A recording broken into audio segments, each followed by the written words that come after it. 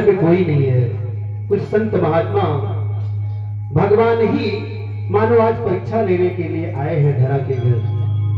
मैया धरा से कहते हैं, माँ बहुत जोरों की भूख लगी है, बहुत जोरों की भूख लगी है, और कृपा करके मुझे कुछ खिला दो। ऐसी गरीबी उनके घर में कुछ नहीं रहता। सोचती है अब तो खा पी के चले गए हैं वो बाहर, और मैं भी अकेली हूँ घर पे और कोई नहीं है, घर में कुछ है भी नहीं, कहां से क्या इनको खिलाऊं क्या पिलाऊं, और मेरे पास धन भी नहीं है जिससे मैं बाजार से कुछ मंगा करके इनको खिला सकती। लेकिन ये संत महात्मा घर से वापस लौट जाए तो बड़ा अधर्म होगा, बड़ा पाप लगेगा। बोले ठीक है महाराज, आप लोग बैठिए, पानी देती है, हाथ पर धुलिए आप लोग, मैं बस थोड़ी देर में आई। पहले घरों में खिड़कियां बनी हुआ करती थी, बगल से खिड़की से निकलती है, एक दुकानदार, बगल में बाजार थी, दुकानदार के पास जाती है, दुकानदार से कहती है, भैया हमारे पति अभी हमारे पतिदेव घर नहीं है, कुछ संत महात्मा आए हुए हैं और हम उनको खिलाने के लिए मेरे पास कुछ नहीं है, कृपा करके हमें थोड़ा सा अनाज दे दीजिए जिससे हम उनको कुछ ले जाकर खिला पिला सके। ठीक है ले लो जो भी लेना है। उनके सौंदर्य को देख करके वो मोहित हो गया है और वह कामी पुरुष कहने लगा कि ले लो जो तुम्हें लेना है, लेकिन उसके बदले तुम्हें कुछ देना पड़ेगा। भाई मेरे पास तो कुछ नहीं है, एक फूटी कौड़ी नहीं, मैं कहां से दे सकती हूँ। अरे जो है वही दे दे। वह दुकानदार बोला तुम्हारे पास जो है वही दे दो। बोले भैया मैं समझी नहीं आप क्या कह रहे हैं। बोले भैया आपके पास धन नहीं है, तन है, अपना तन ही मुझे दे दो और उसके बदले अपना जो भी ले जाना है यहाँ से ले जाओ। धरा मैया उसकी बातों को सुनती है, कहती ठीक है आप बाधिए दीजिए और मैं आपको अपना तन दे देती हूँ। वहां सामने रखी चाकू उससे अपने स्तनों को काट कर वहीं रख देती है। वह दुकानदार देख हतप्रभ रह जाता, आश्चर्यचकित रह जाता, वो तो दूसरे भाव से कह रहा था और इन्होंने अपना स्तन ही काट कर वहां रख दिया और अपने साड़ी से पल्लू से ढक कर सामान लेकर घर आती है, भोजन बनाती है ब्राह्मणों को खिलाने के लिए। ब्राह्मण देख रहे हैं कि धरा मैया के वस्त्र लहू लुहान है, पूरा रक्त से रंजित है। ब्राह्मण कहने लगे मैया ये सब क्या है, कैसे आपको रक्त। मैया कहती ठीक कुछ कोई बात नहीं है, संत महात्मा आप भोजन पाइए, बाद में हम बता देंगे, कुछ ऐसा नहीं है, ठीक है। लेकिन वो तो नारायण है, सारी बात जान गए और अपना चतुर्भुज वहां रोज दिखाते हैं, दर्शन देते हैं मैया के आंगन में और कहते हैं माँ मैं बहुत प्रसन्न हूँ। पुनः उनके शरीर को स्पर्श करते हैं, माँ जैसे के तैसे बन जाती है, ठीक ठाक स्वस्थ हो जाती है। माँ तो माँ मुझसे क्या चाहती है, ऐसा भक्त मैंने देखा नहीं। बोले प्रभु यदि आप कुछ देना चाह रहे हैं तो जिस तन को देखकर वो मोहित हो गया, आप मेरा बच्चा बनकर मेरे उदर से मेरे पक्षस्थल को के दूध को पी करके आप इसे पवित्र करिए। बोले माँ तुम्हारी ये मनोकामना मैं पूरी करूंगा। अगले जन्म में वही भगवान श्री कृष्ण दूध पी करके इनके कर्ज को उतार रहे हैं, क्योंकि वरदान दिया था। सुखदेव जी बाबा ऐसा कह रहे हैं। परीक्षित बोले तभी तो मैं सोचा कि भाई पैदा वहां हुए लेकिन सिर्फ दूध पीने का अवसर इनको कहां से यहाँ प्राप्त हुआ। भाव के भूखे है प्रभु, भाव जग में सार है, भाव से प्रभु को भजे जो भव से बेड़ा पार है, भव से बेड़ा पार है। भगवान देख रहे हैं कि हमारे यहाँ भगवान ने विचार किया कि हमारे ब्रजवासी गोपी ग्वालबाल रात दिन गायों की सेवा करते हैं, दही दूध मथुरा में जाया करता है। हमारे यहाँ के सभी लोग दुबले पतले होते जा रहे हैं और वहाँ के लोग सब मोटे पुष्ट पुष्ट होते जा रहे हैं।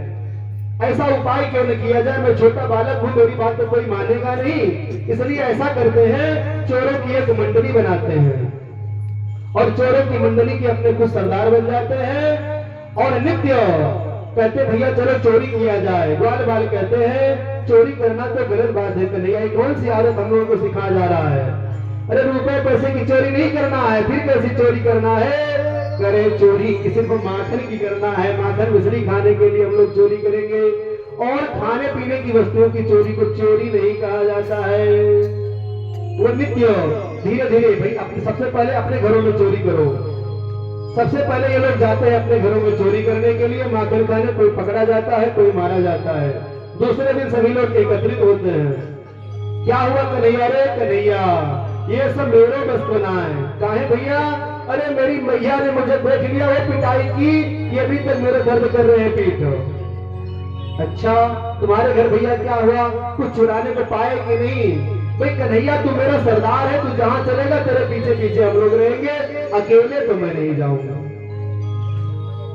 धीरे धीरे कन्हैया के साथ सारे लोग जाने लगे, माखन खाने लगे। माखन खाते खाते इतना गोपियां इनसे प्रताड़ित हुई, परेशान हुई कि लेकर मैया यशोदा के पास बुलाना आती। यशोदा मैया कहती कि भाई कभी उसको रंगे हाथ से पकड़ कर लाओ और फिर मैं उसको पूछती हूँ। अब ऐसे झूठे हम कैसे मान ले कि हमारा एक पुत्र इतना हमारे घर सब कुछ गजा पड़ा हुआ है, आप लोगों के घर चोरी करने में क्यों जाएगा? मानती नहीं हो, यशोदा तो नहीं मानती हो। ठीक है मैं एक दिन लाती हूँ। एक दिन कन्हैया पकड़ में आ गए और कन्हैया को पकड़ करके लेकर आने लगी।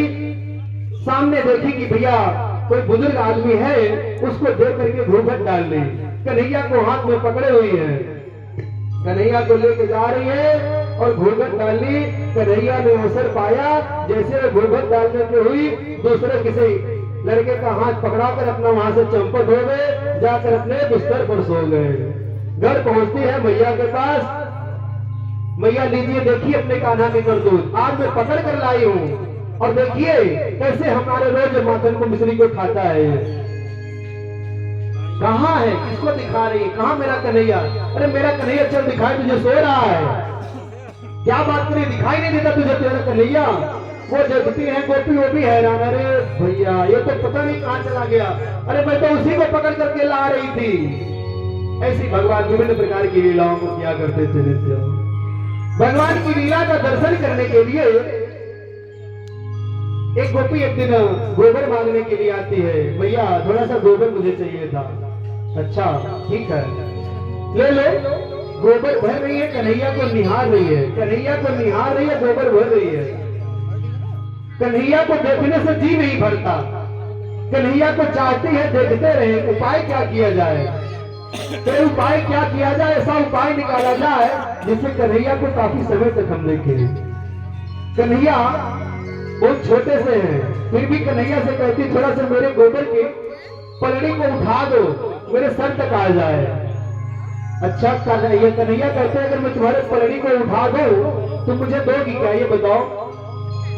गोपी कहती है क्या लेना चाहते हो? मुझे मक्खन दो तब मैं तुम्हारे पलड़ी को उठा दूंगा। ठीक है लाला मैं तुझे मक्खन दूंगी। कैसे पता चलेगा कि कितनी बार हम तुम्हारे पलड़ी को उठा रहे हैं और कितना मक्खन हमको खाना है? बोले ऐसा है जितनी बार तू मेरे पलड़ी को उठाएगा उतनी बार मैं गोबर का एक टिक्का तुम्हारे गाल पे, तुम्हारे माथे पे, तुम्हारे कहीं लगा दिया करूंगी। हाँ ये बात सही बताई तूने, और बाद में गिन लेना जितनी बार टिक्का लगा होगा उतना माखन का गोला हम खाएंगे तुमसे। बोली हाँ ठीक है। इस प्रकार से उनके मुंह भर में गोबर का टिक्का लगाते लगाते गोबर गोरस बना डाली। कन्हैया दौड़े दौड़े घर जाते हैं। मैया मैया मुझे उस गोपी के घर जाना है। अरे तू कैसा रूप बना के आया है? अरे मैं इसे छू गए क्यों? अरे इस पर गिनती लिखी हुई है, जितना गोबर का टिक्का लगा हुआ है उतना गोला मैं उससे लूंगा, जा रहा हूँ। अरे तू गोबर गणेश बना पड़ा है, तेरे घर में इतना माखन मिश्री पड़ी हुई है, तू गोपी के चक्कर में कहाँ पड़ा है? ऐसे कन्हैया विभिन्न प्रकार की लीलाओं को किया करते थे। एक दिन यशोदा स्वयं दधी मंथन करने लगी। कन्हैया बोले माँ मुझे भूख लगी है। यशोदा दूध पिलाने लगी। यशोदा दूध पिला रही है। कन्हैया पूछ रहे मैया तू सबसे ज्यादा प्यार दुनिया में किससे करती है? मैया बोली कन्हैया मैं सबसे अधिक प्यार तो तुमसे करती हूँ। सच माँ? हाँ। सामने रखा हुआ दूध, चूल्हे पे दूध रखा हुआ है, दूध उबलने लगा बाहर फेंक रहा है। तुरंत मैया कन्हैया को उतार नीचे रखती है, चली जाती है दूध बचाने के लिए।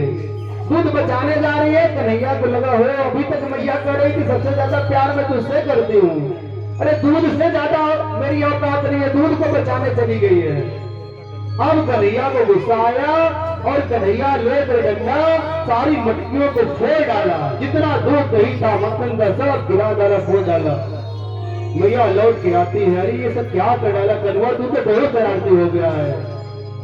मैया तू ही अब तक कह रही थी कि सबसे ज्यादा प्यार मैं तुझे करती हूँ और ये पल भी मेरी नहीं है, तुरंत दूध उठाने के लिए चली गई।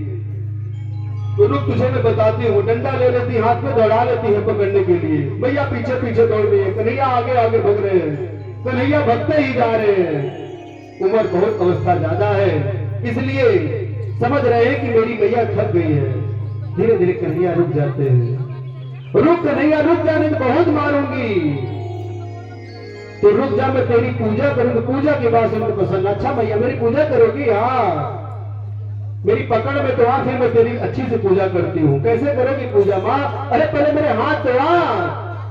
अच्छा माँ ठीक है। कन्हैया पास आ जाते हैं, हाथ पकड़ लेती है, फिर सोचती है बच्चा है छोटा है मारूंगी नहीं, लेकिन कोई न कोई दंड तो जरूर दूंगी। यानी मैं दंड नहीं दूंगी तो यह दंड होता चला जाएगा और जो लोग इसकी शिकायतें कर रही गलत नहीं कर रही है, कुछ दंड तो मुझे देना ही पड़ेगा। तो दंड के बदले में उन्होंने क्या उपाय निकाला, किसी उखल में इसे बांध दूं। रस्सी लेती है और रस्सी से कन्हैया को वहीं बांधने का प्रयास करती हैं। अब कन्हैया को बांधने का प्रयास कर रही है, घर की जितनी रस्सियां हैं सबसे बांध रही है, सब जोड़ जोड़ के बांध रही है, फिर भी कन्हैया 2 अंगुल बढ़ जा रहा है, रस्सी 2 अंगुल छोटी हो जा रही है। मैया को हैरान, कान्हा को लगा मेरी माँ बूढ़ी है, हैरान हो रही है, बधवा लिया आसानी से। ठीक है मैया बात है। संतों ने कहा कि वो 2 अंगुल क्यों छोटी हो गई? 2 अंगुल छोटी होने के लिए बहुत सारी बातें बताई गई है। कथा आज बहुत है, इसलिए हम बहुत ज्यादा विस्तार में नहीं जा रहे हैं। इनकी बाल लीलाओं का दर्शन करते हुए कल शपथ करवाना है आज, क्योंकि कल विवाह इनका है, कल तक ही कथा होनी है, कल ही शायद कथा का अंतिम दिवस है। फिर हर बार रस्सी 2 अंगुल छोटी हो जाती है। प्रभु ने मैया को हैरान देखा तो खुद आसानी से बच गए। मैया बांध करो, दूसरा काम करने चली गई। लाला उखल को खींच करो, घसीटते हुए यमराजुन के 2 वृक्षों के पास ले गए। भगवान दोनों वृक्षों के बीच से होकर ऐसे निकले कि दोनों वृक्ष गिर गए और उसमें से 2 दिव्य पुरुष उत्पन्न हुए, कुबेर और कुबेर के पुत्र नल कुबर तथा मणिग्रीव। कृनिक से प्रभु तेरा तरत जाई, औखल गिरत गिरे अरराई। दिव्य पुरुष प्रकटेता दोई, और लागे अभिनया करन ई सोई।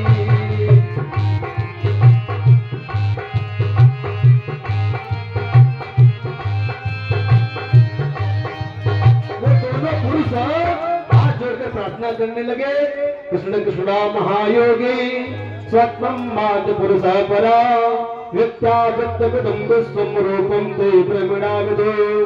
नमः परम कल्याण नमः परम मंगलम, वासुदेवाय शांताय यदुनां पतये नमः। किसी ने सत्य ही कहा है, प्रबल प्रेम के पाले पढ़कर प्रभु को नियम बदलते देखा। अपना मान भले टल जाए, भक्त मान नहीं टलते देखा। उनकी कृपा दृष्टि के बल से सकल विश्व को पलते देखा। उन्हीं को ही गोरस के ऊपर 100 बार मचलते देखा।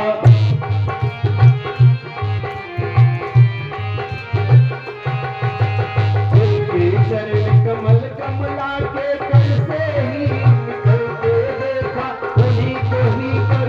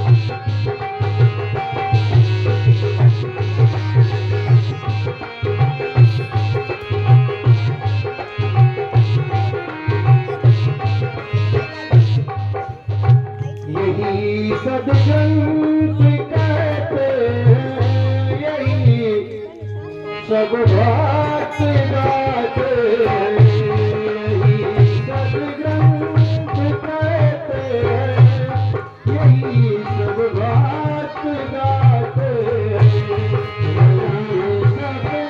ग्रंथ कहते हैं, यही सब बात गाते। न जाने कौन से गुण पर कन्हैया रीझ जाते,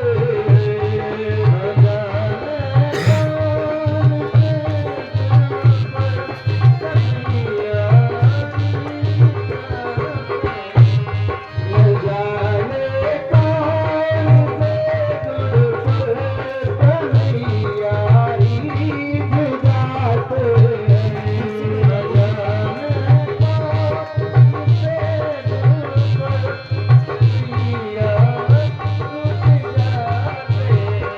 वृंदावन हरे लाल की। ब्रज में हो रहे पापों उत्पाद से उब करो लोगों ने वृंदावन जाने का निश्चय किया करे और सभी लोग सामान तथा बच्चों को लेकर वृंदावन प्रस्थान कर गए।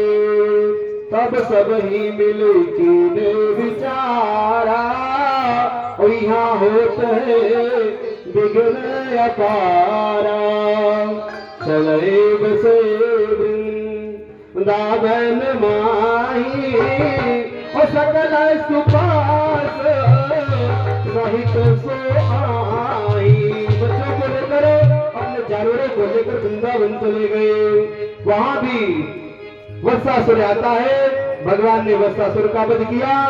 बकासुर आता है बकुले का रूप धारण करके, बकुले का रूप धारण करके आते छोटे कन्हैया को निगल लेता है। कन्हैया अपना रूप बढ़ाते हैं और वह बकुला तुरंत बाहर निकाल देता है कन्हैया को अपने मुखद्वार से। कन्हैया के ताप को नहीं सहन कर सकता, बाहर कन्हैया जैसे निकलते हैं बगुले के दोनों चोंच को ऐसे फाड़ फेंकते हैं जैसे कोई दूध के तिनके को तोड़ के फेंक दे। ऐसे बकासुर का वध करते हैं। अघासुर आता है कंस के द्वारा भेजा हुआ